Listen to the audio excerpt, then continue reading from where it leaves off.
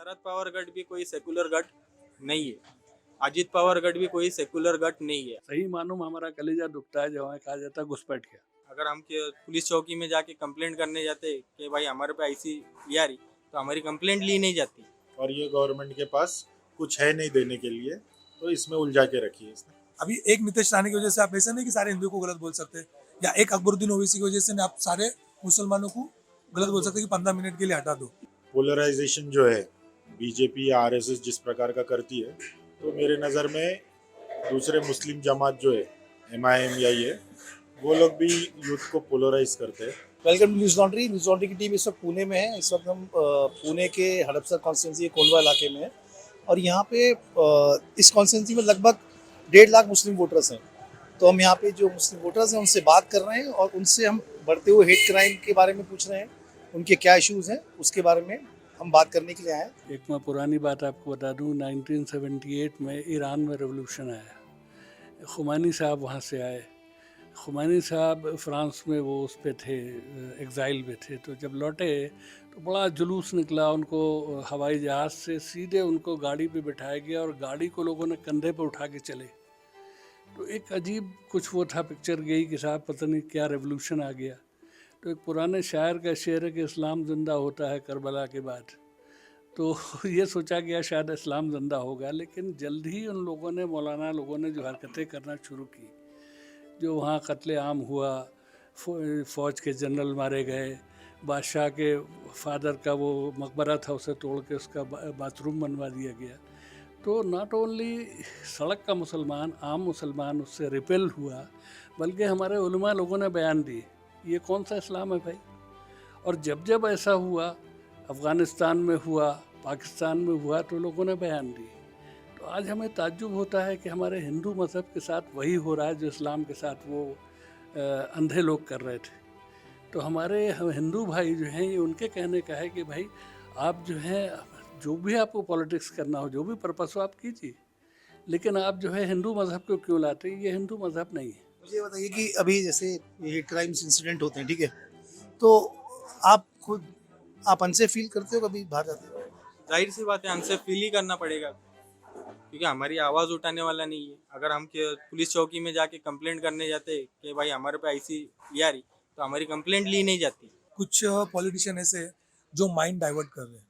मतलब कैसा है उनका, जो एक पहले का, जो आज से आप कुछ साल पहले जाओगे तो ऐसा कभी होता नहीं था कि कोई बुजुर्ग को देखा जाता था तो उसको जगह दी जाती थी बैठने के लिए। अभी उनका माइंड को डाइवर्ट किया गया है कि हिंदू मुस्लिम होना ज़रूरी है। वैसे तो मुसलमान इतना ख़राब तो नहीं है कि ऐसा कुछ उसने किया नहीं है कि उसको तुम इतना गिरी हुई नज़र से देख रहे हो। बट कैसे आप जितना भी पॉजिटिव सोचोगे वो पॉजिटिव ही रहेगा। अगर किसी को आप सोचोगे कि नहीं ये बंदा ये करता है, किसी एक बंदे की वजह से आप सारे कौम को खराब नहीं बोल सकते। उसमें अगर देखना जाए तो हिंदू के कुछ लोग भी गलत है, मुसलमान के कुछ लोग भी गलत है, पर उसके लिए आप सारी कम्युनिटी को गलत नहीं बोल सकते। तो हेट स्पीच से पॉलिटिकली वोटर्स को डाइवर्ट करने का एक प्रोसेस है, क्योंकि हेट स्पीच देने के बाद सब मुस्लिम कम्युनिटी के कुछ चंद लोग उसको एक सेंसिटिव या इशू बनाने की कोशिश करते हैं, लेकिन नॉर्मली मुसलमान उसको एक्सेप्ट नहीं कर रहा, क्योंकि जो लोग अपने भाई हिंदू भाई है वो जो करना चाहते हैं उनका कॉन्सेप्ट कुछ अलग है। उनको ये नहीं करना है कि देश की तरक्की का उनको कोई इंटरेस्ट नहीं है, सिर्फ जो मौजूदा गवर्नमेंट है उस गवर्नमेंट को किसी विन करना है। उस हिसाब से डिफरेंसेस पैदा करके ये हेट स्पीच, हेट क्राइम करने की कोशिश की जा रही है। अगर पब्लिक एजुकेटेड है तो no one wants to go into all this nuisance, like ये सब न्यूसेंस वैल्यू, कोई बुजुर्ग को मारना ट्रेन में या कुछ करना, ये सामने वाले का मोस्टली मेरा प्राइमरी थिंकिंग है कि एजुकेशन का मसला है। ये दीस गाइज आर नॉट आप एजुकेटेड। ये एक मतलब उसको सुरक्षा की नज़र से नहीं देखते?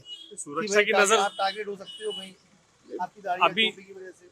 है, देखो मैं आई डोंट नो ओवरऑल क्या है, बट जो विक्सिनिटी में हम लोग रहते हैं यहाँ, तो कभी ऐसे जैसे कि वो जो गौ हत्या चल रही थी, वो मॉब लिंचिंग बोली है, या ऐसा हेट क्राइम या स्पीचेस चलते रहते ना एवरी नाउ एंड देन। अभी जैसे स्पीचेस आते हैं, ये मस्जिद के स्पीकर्स निकाल देंगे या वो निकाल देंगे, ये सब पॉलिटिकल गेन्स के लिए। इसका ग्राउंड पे जैसा हमारे यहाँ कम्युनिटी में काफी साल से हमारे मराठा रहते, माड़ी रहते, मुस्लिम रहते, हमारे में यानी जो यूनिटी है वो एकदम रॉक सॉलिड है। 2014 के बाद ज्यादा ही बढ़ गई। बच्चा बच्चा बोल रहा है, लेडीज भी खुल के बोल रही, नवनी राना क्या क्या बोलते रहती, सुनते ना आप लोग ऐसे। पहले पहले आप बोल रहे हैं पहले बिल्कुल भी नफरत पहले नहीं था ना। ये इलेक्शन क्या चीज है, हमको वोट आया डाल दिया आगे खामोश घर में बैठ जाती थी। अभी दूसरे से क्या है? मिलना जुलना सफर करना ये मुश्किल हो जा चीजें रहा है। थी नहीं दाढ़ी कभी, वाला ये लो यार ये जा दाढ़ी वाला सफर करना मुश्किल हो जा रहा है। पुलिस गवर्नमेंट की पगार ले रहा है, उन्हें मुसलमान को मार दे रहा है ट्रेन में। मारा क्या नहीं मार रहा, तो वैसा माहौल वैसा हो गया। माहौल वैसा हो गया साहब, क्या करेंगे हम। तो ये ऐसे माहौल में आपको थोड़ा सा अनसेफ फील नहीं होता कभी? हम जमात देख के आगे बैठ गए। अभी हम क्या होता अल्लाह बहुत पता है, अल्लाह के ऊपर छोड़ देते हम लोग। सेट किसी के बंदे के ऊपर ये नहीं करते। रिसेंटली बताता हूँ, नीतीश राणे जो पुलिस वालों की एक स्टेज के ऊपर खड़ के माँ बहन काटता है, उसके ऊपर कंप्लेंट नहीं होती है। और एक संवैधानिक तरीके से एक रैली औरंगाबाद से मुंबई जाती है, एक दिन के अंदर उसके ऊपर 4 कंप्लेंट इम्तियाज जलील के ऊपर 4 एफआईआर दर्ज होती है। अभी एक नीतीश राणे की वजह से आप ऐसा नहीं कि सारे हिंदुओं को गलत बोल सकते, या एक अकबरुद्दीन ओवैसी की वजह से आप सारे मुसलमानों को गलत बोल सकते कि 15 मिनट के लिए हटा दो। कैसा ये डेमोक्रेटिक कंट्री है, इसमें सबको जीने का अधिकार है, सब जीकर रह सकते हैं और अपना अधिकार बोल सकते हैं और अपने अधिकार से रह सकते हैं। बट लोगों ने उस मेंटेलिटी से लेना चाहिए उनको कि हम कर रहे हो गलत है। आज हम किसी मुसलमान को बोल के मार रहे हैं, लेकिन वो मुसलमान है, वो मुसलमान बाद में पहले हिंदुस्तानी है, वो एक भारत का रहवासी है।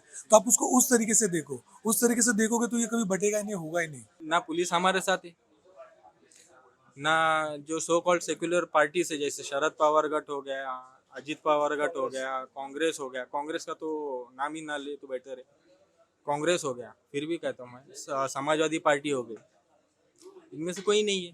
हर कोई प्यार का भूखा है, बराबर है।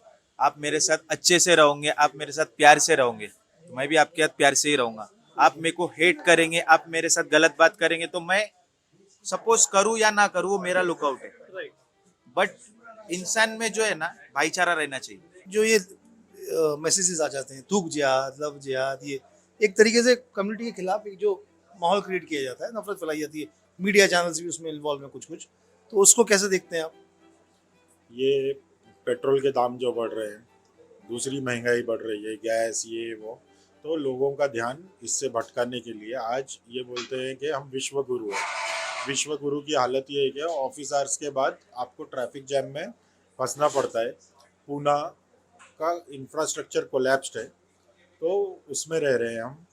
और बेसिक चीज़ें जैसा मेडिकल फैसिलिटी हो गई या दूसरी चीज़ें हो गई, तो लोगों का ध्यान वहाँ से भटकाने के लिए ये चीज़ हो रही है।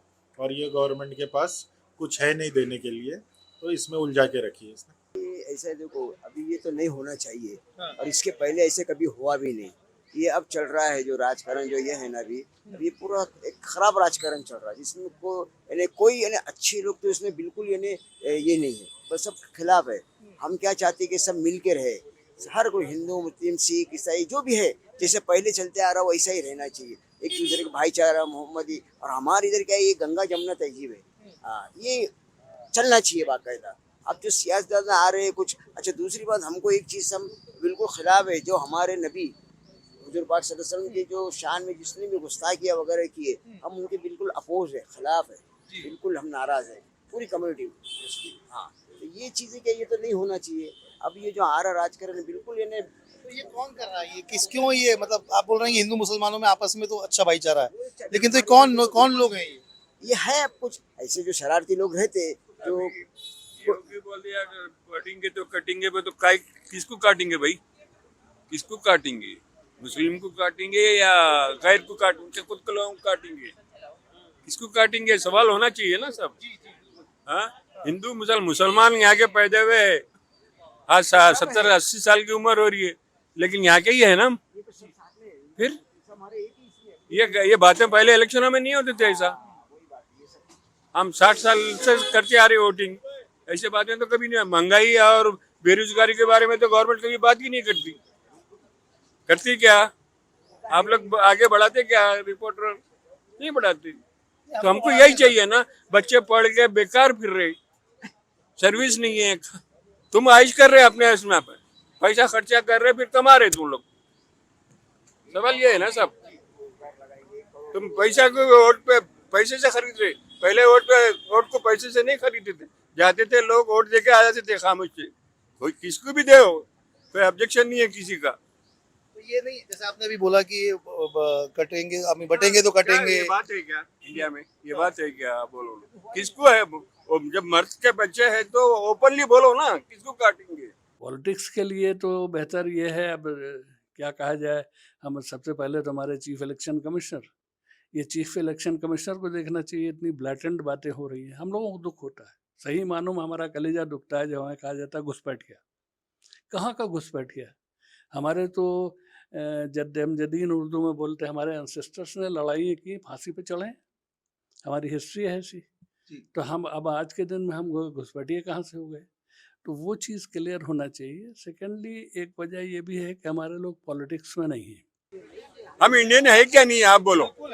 हाँ, 80 साल की उम्र होने को आ गए, फिर ये लाओ वो बताओ, ये बताओ, काय के लिए बताओ?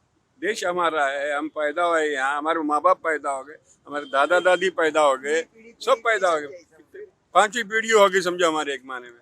हम क्या बताना लागे अब इनकी? यहाँ रहना है तो सही है क्या गलत है? जो पॉलिटिकल रिप्रेजेंटेशन है, पूना में ही आप देख लीजिए 21 सीट से कोई भी बड़ी पार्टी ने कोई भी मुस्लिम कैंडिडेट को टिकट नहीं दिया है। उसके बारे में क्या? मुस्लिम्स में यूनिटी नहीं है, ये एक इश्यू है। सेकंड, पोलराइजेशन जो है बीजेपी या आरएसएस जिस प्रकार का करती है, तो मेरे नज़र में दूसरे मुस्लिम जमात जो है एमआईएम या ये, वो लोग भी यूथ को पोलराइज करते हैं। तो हम लोग पहले से देखते आए हैं कि ब्रिटिशर्स का जैसा था डिवाइड एंड रूल, तो वो चीज़ बीजेपी ने लेके आई है यहाँ पे। बीजेपी सत्ता में नहीं आई तो बीजेपी ने मराठा लोगों को तोड़ा, एकनाथ शिंदे और बाला साहब गठ किया। तो उसके बाद फिर पावर के लिए इन्होंने अजित पवार और शरद पवार को स्प्लिट किया। तो आज इलेक्शन है यहाँ पे, तो कोई बीजेपी के लिए बात नहीं कर रहा है या बीजेपी के खिलाफ, ये लोग सब आपस में लड़ रहे हैं और बीजेपी को इसका पूरा फायदा होगा यहाँ पे। एक प्रोपोगंडा जो चल रहा है मुसलमानों के खिलाफ, इसकी सबसे बड़ी वजह ये है कि मुसलमान सियासत के अंदर कमज़ोर है, मुसलमानों की आवाज़ रखने वाला कोई नहीं है। जैसे कि अभी भाई ने बोले विकास को देख के, आज के टाइम में अगर मैं देखना चाहूँगा, एक मेरा पर्सनल ये है कि अगर मुसलमान ज़िंदा रहेंगे तो वो विकास देखेंगे। जैसे कि मॉब लिंचिंग हो रही है, आज बहुत से ऐसे मुसलमान हैं कि जो एजुकेटेड है, क्वालिफाइड है, बट उनको जॉब नहीं मिल रहा। उसका रीज़न ये कि उनका धर्म देख के दे रहे। तो ऐसे वक्त में विकास ज़रूरी है या आवाज़ रखना ज़रूरी है? अगर तुम्हारी आवाज़ रखने वाला कोई नहीं है, जो भी जितने भी मसले, जितने भी मुद्दे उठते हैं, वो है विधानसभा में उठने वाले, लोकसभा में उठने वाले, वहाँ पे तुम्हारी आवाज़ रखने वाला कोई नहीं है। तो तुम कितना भी विकास कर लो, कितना भी गटर बना लो, कितने भी रास्ते बना लो, जब तुम्हारी जान की हिफाजत करने वाला कोई नहीं है तो तुम्हारे विकास की वैल्यू जीरो है। ऑल पार्टीज, बीजेपी हो, शिवसेना हो, राष्ट्रवादी कांग्रेस हो, इन लोगों ने हमेशा कहा कि मुस्लिमों को हम रिप्रेजेंटेटिव दे देंगे लोकसभा इलेक्शन के बाद। लेकिन ये अंदरूनी डर रहे, अगर हम मुस्लिमों को दे देंगे तो उनकी हिंदू वोट बैंक निकल जाएंगे। तो मेरे हिसाब से मुस्लिम जितने भी नेता हैं, इन नेताओं को भी थोड़ा दिमाग के ऊपर जोर डालना चाहिए कि थोड़े आज के फ़ायदे के वास्ते, थोड़े वक्त के फ़ायदे के वास्ते तुम बटने से बेटर है कि तुम अपनी सियासी आवाज़ को मजबूत करो। उन लोगों को ये पता है कि मुसलमान बटा हुआ है, मुसलमानों को बैनर लगा दो, इफ्तारी कर दो, 2-4 साइड दे दो नेताओं को, नेता हमारे बिक गए। रिसेंटली बात है, पूना के अंदर जब नबी करीम सल्लल्लाहु अलैहि वसल्लम की शान में गुस्ताखी हुई तो एडवोकेट तौसीफ ने यहाँ पे प्रदर्शन किया था क्योंकि उनकी कंप्लेंट एफआईआर लिए नहीं जा रही थी। तो वो टाइम पे सुप्रिया सुडे साहिब आई थी, उनको बोला गया था कि मैडम आप यहाँ तक आए हुए हो, 5 मिनट का वक्त निकाल के हमारे साथ चौकी में चले कि उनके ऊपर थोड़ा प्रेशर डालो। तो मैडम ने बोले कि मुझे एक ज़रूरी काम है, ज़रूरी मीटिंग में जाना है। मैं बोले कमिश्नर से टाइम लेना कोई बड़ी बात नहीं है, तुम 4 बार बात कर लोगे तो कमिश्नर खुद टाइम दे देंगे। बोले मैं कमिश्नर से तुमको टाइम लेके देती हूँ। और उनका ज़रूरी काम ये था कि उनकी पार्टी में एक महिला प्रवेश कर रही थी। तो इससे अंदाज़ा लगा सकते हैं कि शरद पवार गढ़ भी कोई सेकुलर गढ़ नहीं है, अजित पवार गढ़ भी कोई सेकुलर गढ़ नहीं है। हमारे अपने बच्चे, मैं अपना पड़ोस में सारे जो हमारे हिंदू पड़ोसी हैं उनके बच्चे, ये सब उनके लिए कौन सा फ्यूचर है इस मुल्क में? जो रवीश कुमार जी कहते हैं बिल्कुल 100% सही बात है कि अपने बच्चों को तो आप बाहर भेजते हैं और आप वो कराते हैं, अपने बच्चों को आप क्रिकेट एसोसिएशन का प्रेसिडेंट बना देते हैं, और जो गरीब का बच्चा है उसको आप दंगाई बनाते हैं। तो ये थे पुणे की हडपसर कॉन्स्टिट्यूंसी के मुस्लिम वोटर्स जिनसे हमने हेट क्राइम, हेट स्पीच और पॉलिटिक्स में मुस्लिम रिप्रेजेंटेशन के बारे में बात की। पुणे में 21 असेंबली कॉन्स्टिट्यूंसीज हैं, लेकिन ना ही तो महायुति ने और ना ही महाविकास अघाड़ी ने एक भी मुस्लिम कैंडिडेट को यहाँ से टिकट दिया है। आगे की अपडेट्स के लिए newsonly.com देखते रहिए।